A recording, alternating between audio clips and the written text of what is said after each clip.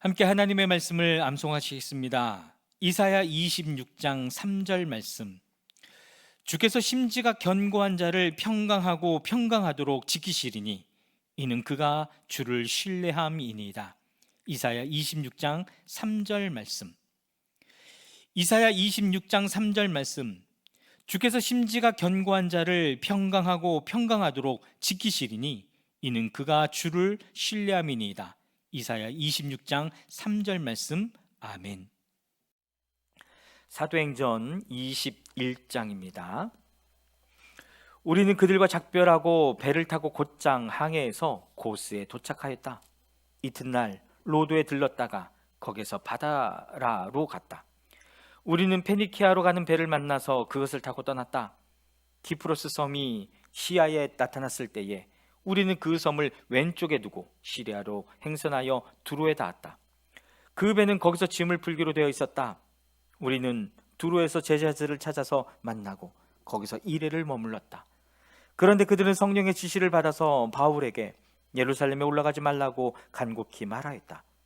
그러나 머물 날이 다 찼을 때에 우리는 그것을 떠나 여행길에 올랐다.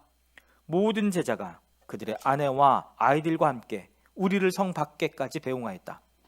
바닷가에서 우리는 무릎을 꿇고 기도를 하고 서로 작별 인사를 나누었다. 그리고 우리는 배에 올랐고 그들은 제각기 집으로 돌아갔다. 우리는 두로에서 출항하여 항해를 끝마치고 돌레마이에 이르렀다. 거기서 우리는 신도들에게 인사하고 그들과 함께 하루를 지냈다. 이튿날 우리는 그곳을 떠나서 가이사랴에 이르렀다. 7사람 가운데 한 사람인 전도자 빌립의 집에 들어가서 그와 함께 머물게 되었다. 이 사람에게는 예언을 하는 처녀 딸이 넷 있었다. 우리는 여러 날 머물러 있는 동안에 아가보라는 예언자가 유대에서 내려와 우리에게 와서 바울의 허리띠를 가져다가 자기 손과 발을 묶고서 말하였다.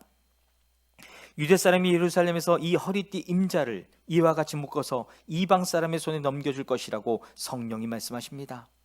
이 말을 듣고 그곳 사람들과 함께 우리는 바울에게 예루살렘으로 올라가지 말라고 간곡히 만류하였다. 그때 바울이 대답하였다. 왜들 이렇게 울면서 내 마음을 아프게 하십니까? 나는 주 예수의 이름을 위해서 예루살렘에서 결박을 당할 것뿐만 아니라 죽을 것까지도 각오하고 있습니다.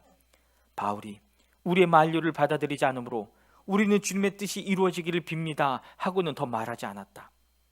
이렇게 거기서 며칠을 지낸 뒤에 우리는 행장을 꾸려서 예루살렘으로 올라갔다. 가이사랴에 있는 제자 몇 사람도 우리와 함께 갔다. 그들은 우리가 묵어야 할 집으로 우리를 안내하여 나손이라는 사람에게 데려다 주었다.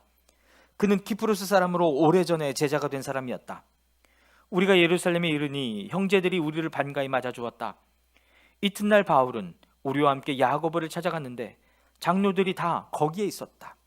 바울은 그들에게 인사한 뒤에 자기의 봉사활동을 통하여 하나님께서 이방 사람 가운데서 행하신 일을 낱낱이 이야기하였다.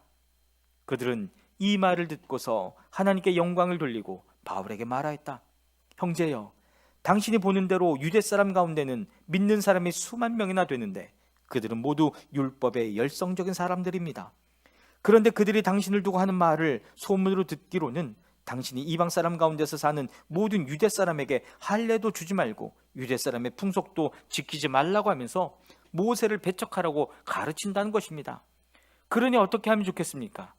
그들은 틀림없이 당신이 왔다는 소식을 들을 것입니다. 그러므로 당신은 우리가 말하는 대로 하십시오. 우리 가운데서 하나님 앞에 스스로 맹세한 사람이 넷 있습니다. 이 사람들을 데리고 가서 함께 정결 예식을 행하고 그들이 머리를 깎게 하고 그 비용을 대십시오. 그러면 사람들은 모두 당신의 소문이 전혀 사실이 아니며 도리어 당신이 율법을 지키며 바로 살아가고 있다는 것을 알게 될 것입니다.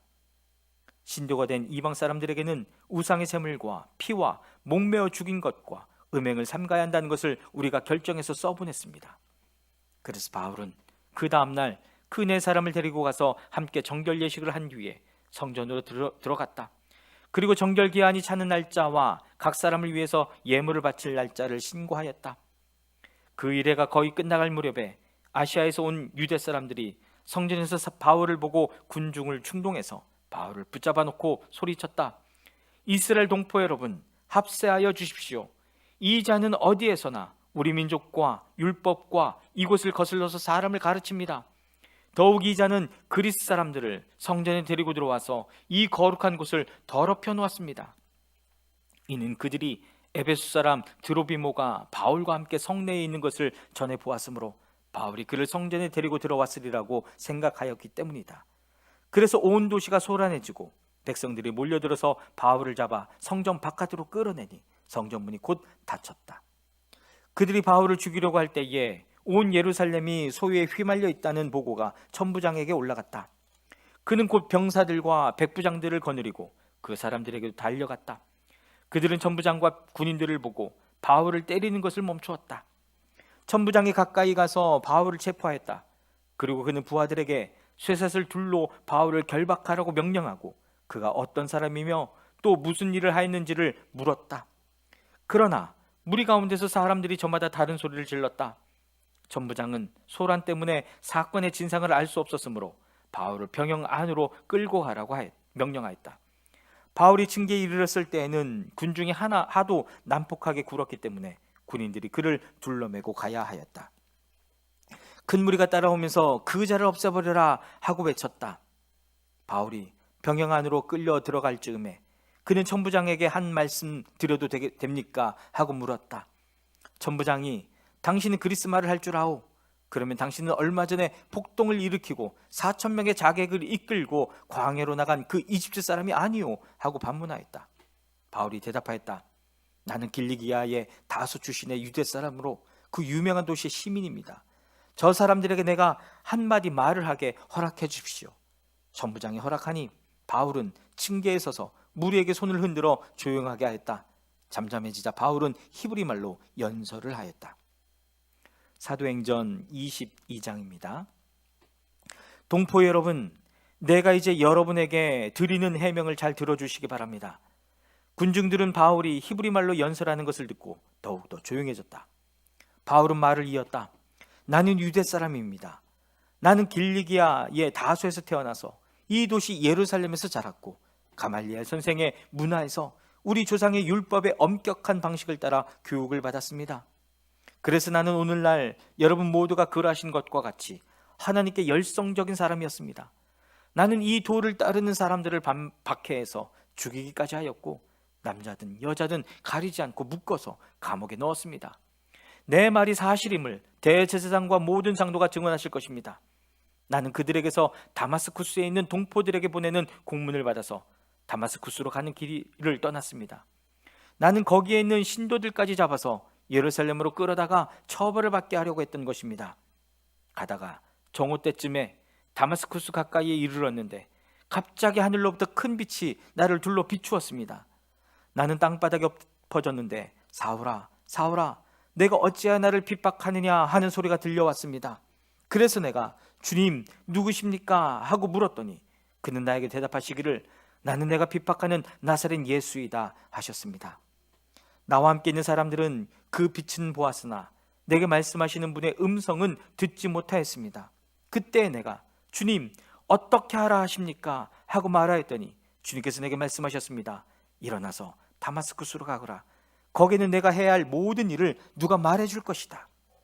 나는 그 빛의 광채 때문에 눈이 멀어서 함께 가던 사람들의 손에 이끌려 다마스쿠스로 갔습니다. 거기에 아나니아라는 사람이 있었습니다. 그는 율법을 따라 사는 경건한 사람으로 거기에 사는 모든 유대 사람에게 칭찬을 받는 사람이었습니다. 그가 나를 찾아와 곁에 서서 형제 사울이여 눈을 뜨시오 하고 나에게 말하였습니다. 그 순간에 나는 시력을 회복하여 그를 쳐다보았습니다. 그때에 아나니아가 내게 말하였습니다. 우리 조상의 하나님께서 당신을 택하셔서 자기의 뜻을 알게 하시고 그 의로우신 분을 보게 하시고 그분의 입에서 나오는 음성을 듣게 하셨습니다. 당신은 그분을 위하여 모든 사람에게 당신이 보고 들은 것을 증언하는 증인이 될 것입니다. 그러니 이제 망설일 까닭이 어디 있습니까? 일어나 주님의 이름을 불러서 세례를 받고 당신의 죄 씻음을 받으시오.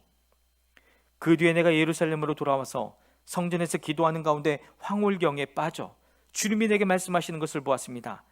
그는 말씀하시기를 서둘러서 예루살렘을 떠나라.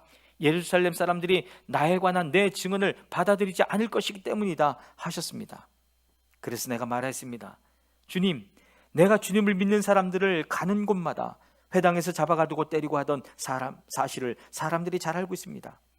그리고 주님의 증언자인 스데반이 피를 흘리고 죽임을 당할 때에 나도 곁에 서서 그 일에 찬동하면서 그를 죽이는 사람들의 옷을 지키고 있었습니다.